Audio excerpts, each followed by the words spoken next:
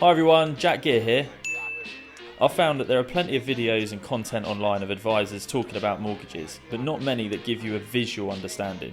I've found recently that clients have understood different aspects of mortgages more when seeing it written down and sometimes drawn on paper. There are so many areas that we're going to cover, but starting at the absolute basics, in episode 1 we're going to give a basic explanation of what a mortgage is. Let's go. So, the word mortgage is really just another word for a loan. The only difference is that this loan is secured against the property that you are trying to buy. Let's draw our house to see how this works. For this example, our house is going to cost us £100,000, just to keep the numbers nice and simple.